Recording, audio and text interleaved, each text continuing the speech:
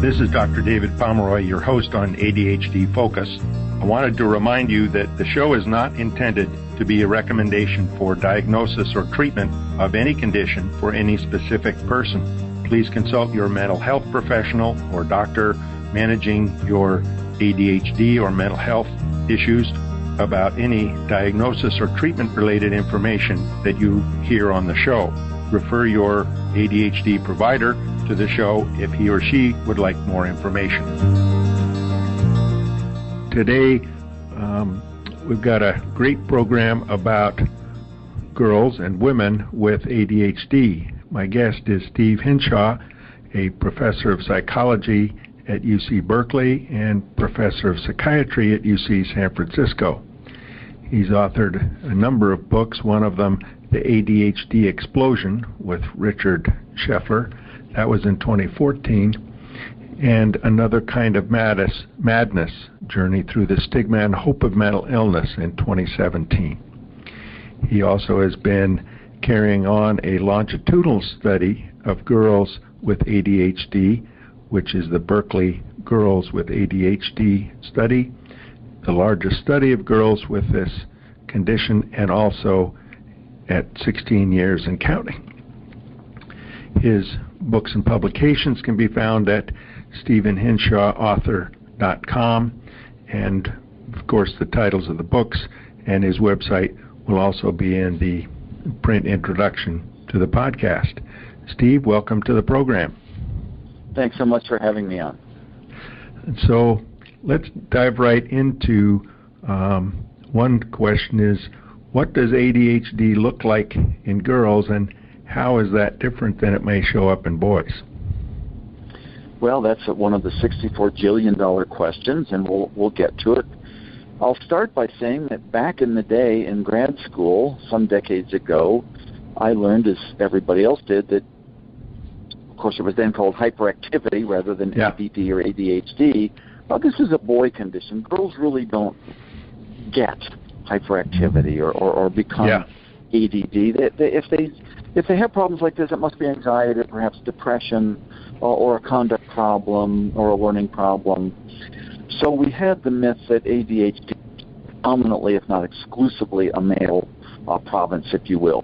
Now, it is true, the rule of thumb, before the age of 10, the common neurodevelopmental disorders, learning problems, autism spectrum disorders, ADHD, Tourette's, early onset conduct disorder, do have a male predominance. The Y chromosome confers in utero maleness, and the male embryo and fetus are flooded with testosterone and other androgens, and that actually slows brain development and makes boys at risk for a number of adverse events early in life.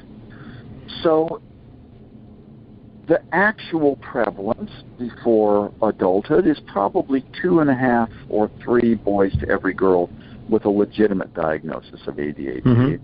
Autism is probably closer to 4 to 5 to 1. Aggressive conduct disorders 6 or 7 to 1.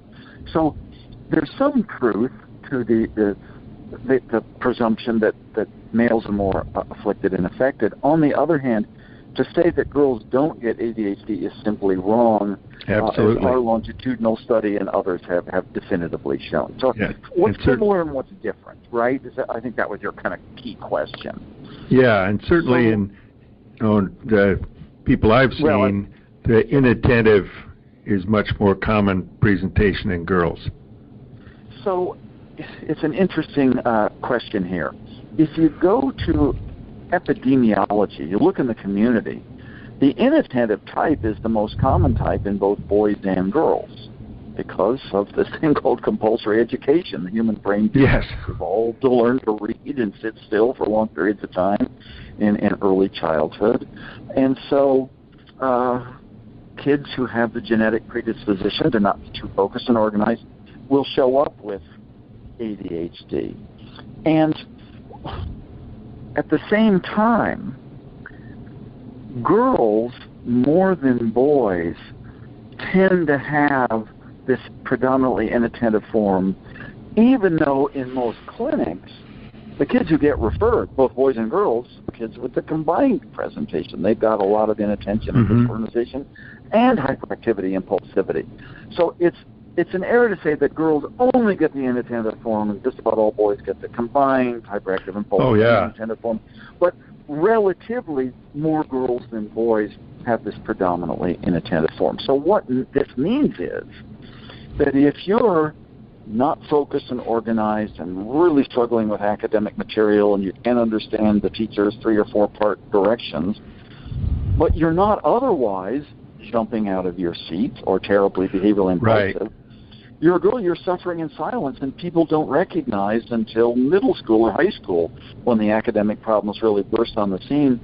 So there is a tendency for girls to get underdiagnosed in those crucial early elementary grades when early intervention could make a big difference. And one of the docs here in the area did some work interviewing kids with ADD, and he interviewed some of the girls and said, do you daydream in class? And they said, oh, yeah, all the time. Would the teacher know it? No, I'm not stupid. I'm looking at her. Right. Again, teachers in some ways may be, and we all have to give credit to teachers with many kids in a class and not enough supports, low salaries. If a kid isn't being disruptive, the teacher says a Hail Mary and let's attend to the kids who are really out of their seats. So there's a tendency for kids with this purely inattentive form of ADHD to not get noticed until it's really late in the game. And girls would be overrepresented in that group. So there, one question I had, and I guess we'll get to this in a little bit, so I am going to skip that for now, but the presenting complaint then in girls, particularly in teen girls, if there isn't that hyperactive part, maybe depression, maybe anxiety, kind of stress, burnout, and then they may or may not try to cope with that in a number of ways. That's right. So let's go back into childhood for a moment. Girls with ADHD, just like boys, especially if they've got a lot of impulsive symptoms as well, can be ornery, and their parents start to fight fire with fire, and you get oppositional, even conduct disorder symptoms. Boys are more likely to show those than girls, but girls can. There's roughly the same 1 in 5 or 1 in 4 girls as well as boys who present with ADHD and also have a reading or math disorder. So that's way above chance. These may be linked. But over time, when a girl graduates, if you will, from elementary to middle and then high school, and is still struggling with inattention, but may not be as noticeable because she's not as impulsive, and girls are highly social and often more compliant than boys, and they want to do well. So they're studying many hours, they're feeling that there's something wrong with them, they're stupid or they're lazy, which many people have called them. We know that starting at age 11 and 12, girls rocket ahead of boys overall, whether you've got ADHD or not, in terms of anxiety and depression. And if you're a girl with ADHD, worried about self-image and worried about your academic competence and trying to cope, anxiety and depression, and as we have found in our own longitudinal work, a very pronounced tendency towards self-injury, even suicidal ideation and attempts, is a hallmark of too many girls with ADHD. So on average, boys with ADHD tend to, when they hit adolescence, be on a path, many of them, certainly not all, toward juvenile hall and serious aggression and substance abuse. Girls with ADHD may have those same trajectories, but much more than boys show anxiety, depression, self-injury, and for a period during adolescence, impulsive symptoms of eating and bulimia and binge eating. So the developmental pathways that boys and girls differ in general are even more accentuated when you add ADHD to the mix. Yeah, I think this just occurred to me, boys maybe it's more acceptable to do sports, basketball, football, whatever, were there a lot more activity, though certainly out here in Washington, I think in California as well, there's so much soccer and girls' leagues that there's that kind of outlet, I guess. But for boys, it may be more significant as far as their hyperactivity part. Right, and an interesting kind of sideline here, although in terms of predicting outcome, it moves to the forefront, not the sideline. We know from we run summer research camps we have for years for boys with ADHD, and then as part of my NIH-funded research, we started doing this 20 years ago for girls with ADHD.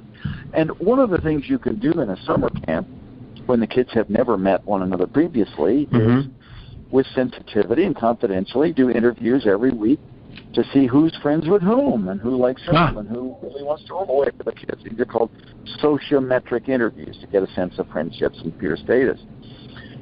In our programs for boys with ADHD tended to get rejected by their peers, both their peers with ADHD and their typically developing, our comparison group of peers, at high rates. But our girls with ADHD, because girls put such a premium on social relationships and being verbally attuned and making eye contact, we're twice as likely as our boys in the boys' programs to reject other girls with ADHD.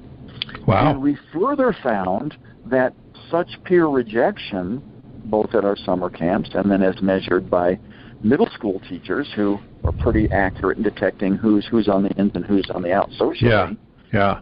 Those factors, so you get ADHD in childhood, you get peer rejection in later childhood and adolescence, and that's a strong predictor of the likelihood for a girl with ADHD to engage by early adulthood in NSSI, non-suicidal self-injury, cutting, burning, etc., and actual suicide attempts. So the peer problems, I mean, ADHD stereotypically is you don't do well in school. It's kind of a learning issue, that's true, but the social and interpersonal impacts of ADHD can't be overemphasized enough. They're really important as well. Yeah, and certainly the whole social acceptance is big in middle school. I don't know any adult who would want to repeat grades 6 through 8, and that's hard enough without the ADHD. And it's interesting to me that most adults, if they're asked about it, would say, I always felt I was different. I never fit in. And then, of course, you get these repeated messages at home from teachers and everybody else. You aren't trying hard enough, you're lazy, you're dumb, which certainly knocks self-esteem right out as well. Well, yeah, what's the matter with you, as opposed to realizing that there are differences in attentional style.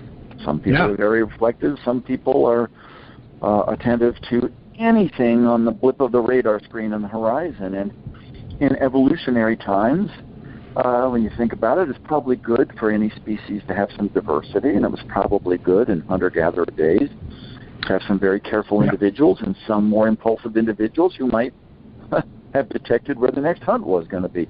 On the other hand, if you're super inattentive and impulsive and you've only got several arrows and you miss the kill, then the tribe goes hungry for the week. So there's this constant question of how much is biological, and we know that the genetic predisposition for being super inattentive and super impulsive is quite high, higher than most people think. On the other hand, that interacts with compulsory education and having only one way to learn.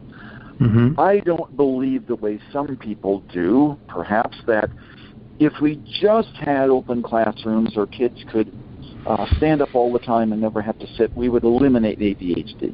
No, I don't think so at all. There are some individual differences that are going to play out regardless of environment. On the other hand, insisting on one style of learning, one-room schoolhouse, or one way to get to the top of the heap, which is to sit still your whole childhood, doesn't reflect the diversity of learning styles that kids have. So it's both biology and context that really shape the outcomes of people with ADHD. And in terms of what we talked about a little bit, the risk factors for girls developing much more serious kinds of things in terms of the non-suicidal self-harm or the suicidal ideation. What's the, I guess, intervention or evaluation that the physician, or you got to go see a counselor, you're depressed, what do you do then as far as the full evaluation, as opposed to, well, you're depressed and we'll measure your PHQ and see how your medicines do? What are the cues or clues, I should say, for a clinician, for a parent, for a counselor to look for that may bring up ADHD? So this is a really important question. Still in our country, the standard, unfortunately, is for all too many kids, 10 or 12 minutes in a general pediatrician's office or for an adult in a general practitioner's office without the developmental history or the norm-based rating scales, the things that take a couple of hours to make a thorough diagnosis. And that's why we get both underdiagnosis and overdiagnosis, frankly. We know how to do it well. We don't reimburse it through insurance well enough, not enough. Oh, no. Yeah, there's people are trained in how to do it. Right. Mm-hmm. So back to your question, though, what should we look for? Let me review a few of the findings from the BGALS, the Berkeley Girls with ADHD longitudinal study, about this very difficult outcome of NSSI, non-suicidal self-injury, and suicidal behavior, which we have found in an alarming percentage of girls with ADHD. So number one, girls who are purely inattentive have a lot of learning problems later on and social problems, but on average don't tend to be at a severe risk for these forms of self-harm, as do girls who are pretty darn impulsive, just like a lot of boys with ADHD when they're young. So more the combined type. That's right, the combined type, or combined alcohol presentation. Number two, we know that, except in cases of extreme neglect or deprivation, bad parenting doesn't cause ADHD. Yeah. It's kind of a myth. On the other hand, parents, biological parents who may have some of the symptoms themselves, whether diagnosed or not, it takes kind of a super parent to parent a kid with ADHD well, and if you're somewhat impulsive and somewhat temperamental and don't balance the budget well, it's kind of fire with fire. So parents may inadvertently not cause, but prolong or promote ADHD, or what we call maintain it. Yeah. The arguments, the ineffective discipline. So we found with our girls that parents who are highly stressed in that parenting role and feel that they're inadequate parents, that's another trigger. Number three, those percentage, a certain percentage of our girls in our sample had received, either at home or outside the home, physical abuse, sexual abuse, or neglect, usually in-home neglect. When you combine the genes predisposing to ADHD with those forms of maltreatment, 1 in 3 of such girls had made a serious suicide attempt by the age of 12. Wow. So it's very interesting. We know that ADHD, as I mentioned a moment ago, is highly heritable. Genes matter a lot for its expression, just like bipolar disorder. Genes matter 85% for the expression of bipolar disorder. But in both bipolar disorder and in ADHD, early trauma exacerbates the risk. The suicide risk is high for people with bipolar disorder. If you've been traumatized early, it's even higher. And our girls with ADHD, despite the genetics underlying ADHD, if they've received trauma, their rates go up substantially. So it's not genes or environment, it's the combination that we think is quite crucial, right? One of the I'm going to bring up one thing that may be a clue to look a little further, particularly if there's depression, maybe some school problems, is divorced parents. And I certainly see a lot of families that are split families, whether one or the other parents had ADHD or one of the problems that goes along with it. But that's another trauma to any kid. It's a trauma to any kid. It's one of these adverse experiences, the ACEs, that are so much in the news these days. We know that genes are involved in many serious mental disorders. We also know that adverse environments are too. And again, it's not either or, it's both and. Mm-hmm. And then sort of number 4 back to my list, as I said a few moments ago, if you're a girl with ADHD and you're really having problems interpersonally, and a lot of girls have really kind of thrown you out of a peer group, this is another factor both in childhood and adolescence that predict and mediate this risk for self-injury. So it's a combination of the early impulsivity, difficult events at home, peer rejection, and continuing problems in regulating your impulses that make, and for so many, rates of cutting and self-injury are approaching epidemic for all teens these days, especially girls. But for girls with ADHD, whose self-esteem is wavering, who may feel partially responsible for the conflict or turmoil at home, who feel that but the teachers and both teachers and other kids have rejected them, it's really hard to hold on to for another moment that feeling that life isn't worthwhile anymore. Yeah. And so these are the factors. The symptoms of ADHD have to be measured well, of course, but home environment, peer relationships, continuing academic problems, and the girl's self-image are part of a complete assessment too. What's the best way to get at the peer, at least finding out whether the peer image, peer rejection, is it to ask the girl, do you feel like you aren't in the in crowd, or hard time? This is in elementary school, you talk about hard time making friends. Well, that's not maybe the question to ask in 7th grade. No, it's not. And for most people, number 1, have a sort of self-serving bias. You don't want to admit that you've got problems. It's always other people. So that may be particularly true, number 2, for people with ADHD. And number 3, the best ways to do this are the ways that research investigators like me and my team can do. Create a summer camp program where you've gotten consent from families and you can ask kids confidentially about their peer relationships. It's really better to ask peers rather than kids themselves, because kids can be somewhat defensive or not quite realize the hot water they're in. During middle school, there are some very brief teacher questionnaires that get at the teacher's estimate of what proportion of the kid's classmates accept or reject him or her, and those are just about as good as getting asking the middle school kids themselves, which takes kind of an act of God and a ton of funds to do.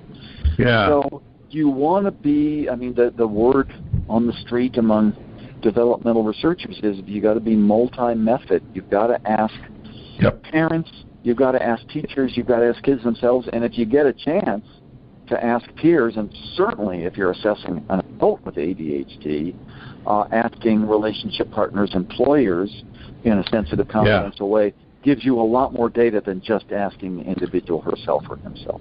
Yeah, certainly the teacher estimates, I think you're exactly right. Teachers have a sense of what's going on, and I think middle school teachers particularly, because they know that's an issue then. So are there standardized questionnaires or surveys to use for teachers, or is it just ask a few questions and see? There's a lot of standardized ADHD checklists for parents and teachers and for young adults. There are many fewer that sensitively ask teachers about peer relationships. If anybody out there is interested, contact me via my website and email, which you'll, I think, maybe can see in addition to this broadcast, and I can send out some of the more researcher savvy measures that people use for these. Yeah, that I think would even, I think parents probably pick up on it, but they may look more at kind of give this sense of what's wrong with you, and certainly some girls may be more in tune with sports. They're out in sports teams, so they're going to develop those relationships there. But girls who are not into sports and into things like maybe drama or music or drawing, and they're staying at home, or social media, and and I see some girls that, oh yeah, I'm talking to my friends. No, you're not. You're pushing a piece of plastic and typing, but it's not the same as interacting with someone, and that, of course, that's more widespread problem than just with girls. I'm just going to comment on that last point briefly. I mean, all parents are, of course, concerned now about the social media world, and is it eroding real friendships and relationships, and et cetera, et cetera, et cetera. So some interesting research, just to summarize briefly, is if you have good real relationships and you're using social media to enhance those, they may be good enhancers. If you're lacking good real relationships and you're desperately seeking such through social media, it's going to add to your feelings of loneliness and despair and depression. So social media giveth and taketh away, but it's not a substitute for real world, real life contact. Yeah, absolutely. So we're looking at the evaluation, which certainly a lot of clinicians don't have time to do in a primary care practice. And maybe a teacher or clinician is going to suggest, you might have more psychological approach, but that often is, gee, you're depressed, let's talk about all the depression things, and a therapist or counselor may not get that much more into it. Certainly a full-scale neuropsych evaluation might, but not many people want to put $3,000 into it. 3,000 and rising. Yes, absolutely.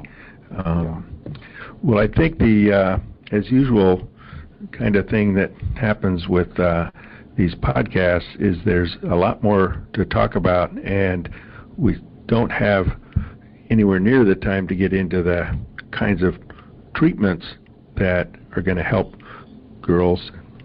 Many of them help boys as well, but more specific emphasis on looking at things for girls. This is a whole other topic that I hope we could dive back into at some point. We know that boys and girls tend to respond to medications at about the same rates, but medication alone, just the headline is rarely a sufficient treatment for ADHD. Oh, absolutely. And lots to elaborate on that point.